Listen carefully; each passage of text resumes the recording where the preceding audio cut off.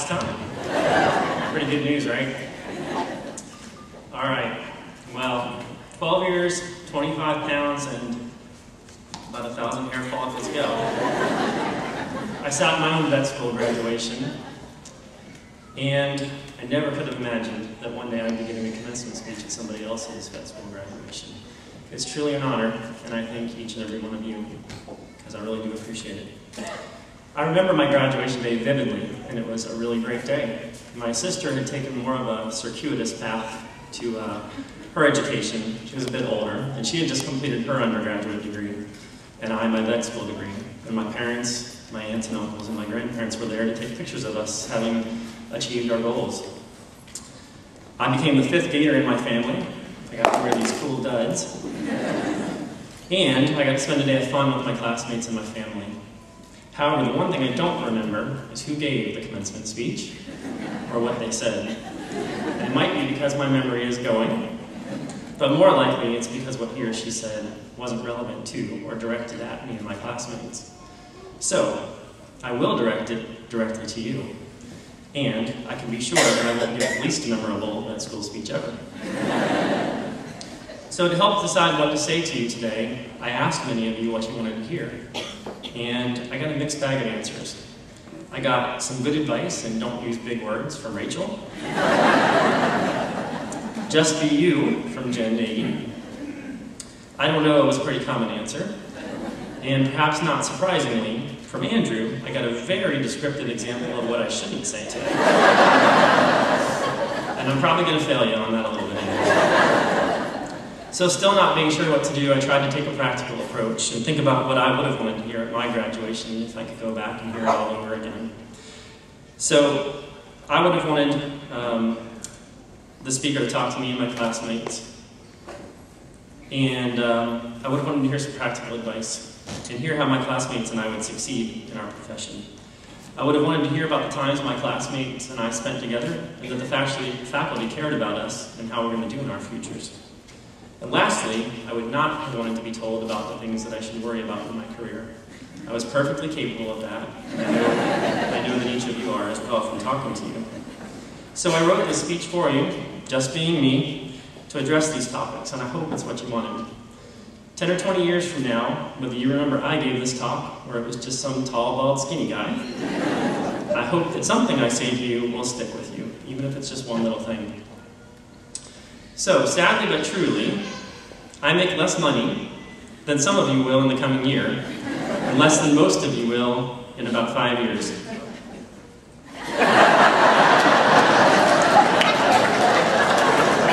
And as an academic internist, I don't see enough patients to really make a significant impact on animals in this world. And the animals that I do see are already receiving care from excellent local practitioners. I have days when my research just doesn't fulfill me. Yet despite these things, I know I want to keep my job, and I never doubt it. I feel fortunate to have the things I have, and I have more than I need. I have a job where people care about what I do. I have colleagues and clients I like to be around. I have enough money to put food on the table, and I'm fortunate enough to have enough left over to give it to those who truly need it. But what really keeps me coming back and makes my job worth doing is that I get the chance every year to influence 80 to 90 students in their professional and sometimes personal lives. You all, the class of 2011, you are the ones that will go out and make that big, direct impact on people and animals that I don't get to make. You are the ones that will spay cats and prevent unnecessary euthanasias. You're the ones that will remove foreign bodies and save lives. You are the ones that will vaccinate and prevent deadly disease. The foodies among you will control scours and restore abominations to wherever they're supposed to go. Some among you will ensure that newly developed medications and products are safe for our children and our pets. And these procedures and treatments, which will in short order become banal to you, are really, really important. Rachel, I said I wouldn't use big words. Where are you? Banal means commonplace. So just imagine if there was no Marcia to give a rabies vaccine, no Jenny to neuter tomcats, no Dave to put his hand up the backside of a cow, and no Molly to do whatever you do with a horse. Our country would be a very different place. Being a veterinarian is an important job, and you doing your job is my reward. In fact, it's our reward, and it validates the job that we do. So go out there and do the best that you can. Along these lines, one time I thanked a more seasoned colleague of mine, or mentor really, for being so generous with his time at a point when he didn't even know who I was, and giving me his instruction and his advice. He had given me an opportunity without expectation of anything in return, and this was his response when I thanked him. I believe that our profession benefits the most if I can help further other people in doing what they do best. So when I teach a student, a resident, or anyone, I hope they take that information and run with it beyond what I am capable of. I'm striving to do that in my career. I bet nearly every one of you can remember the veterinarian that sparked your interest in this career. And whether it was that vet, or a teacher, a friend, or a parent, I bet you can remember a person that somewhat unexpectedly gave you an opportunity and gave of their time and knowledge. Today, upon your graduation, take the opportunity to thank that person. Try to carry on the spirit of giving. If you do, then you, like me, will find that giving and not receiving is the greatest reward in life.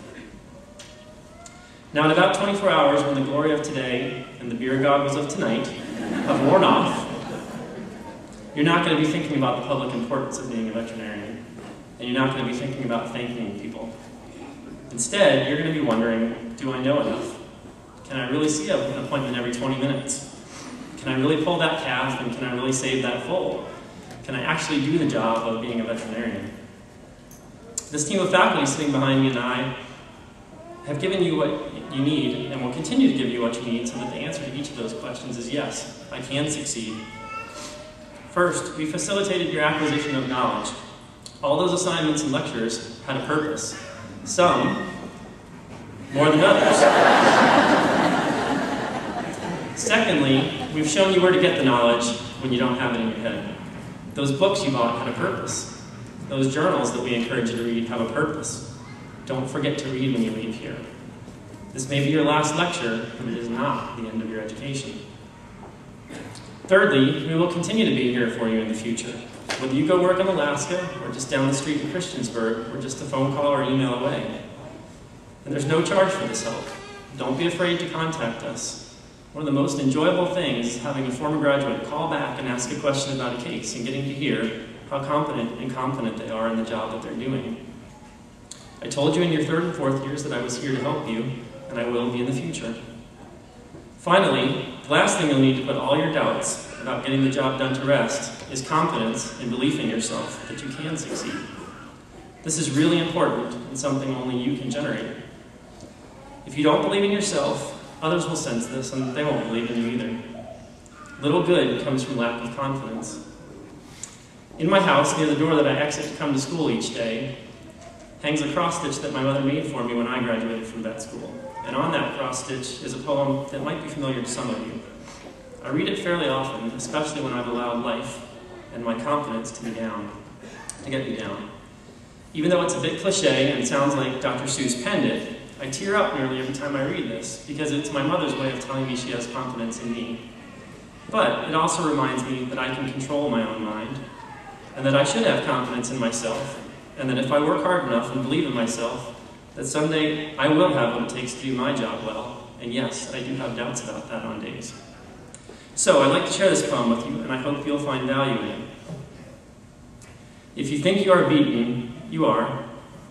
If you think you dare not, you don't. If you'd like to win but think you can't, it's almost a cinch you won't. If you think you'll lose, you've lost.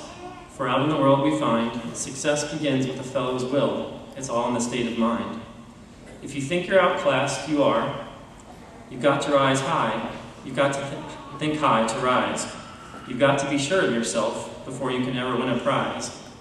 Life's battles don't always go to the stronger or faster man, but sooner or late, the man who wins is the one who thinks he can.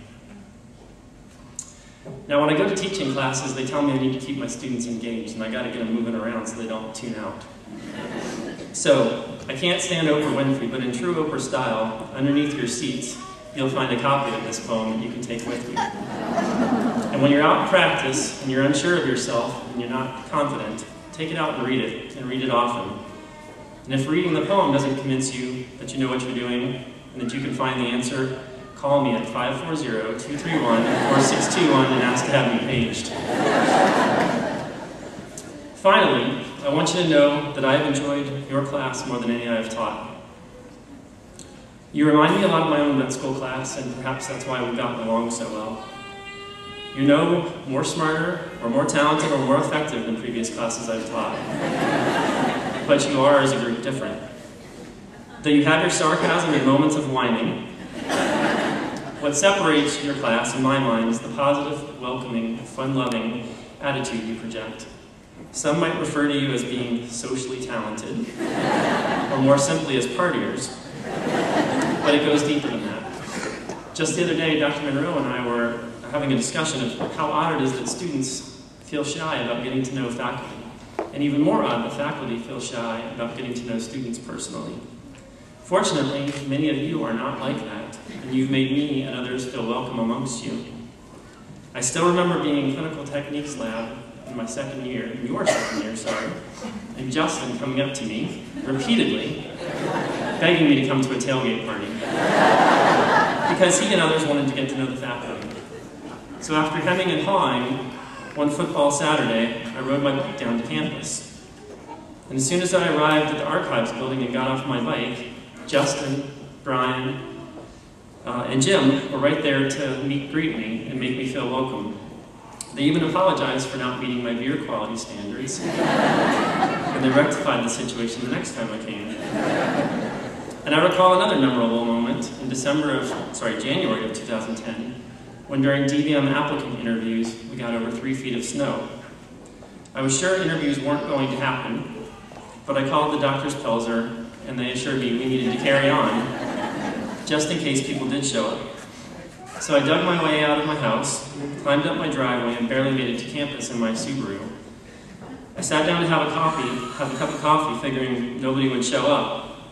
And then coming up the stairs, with smiles on their faces, I see Matt, Danielle, Justin, and Jackie, and Brian, I think.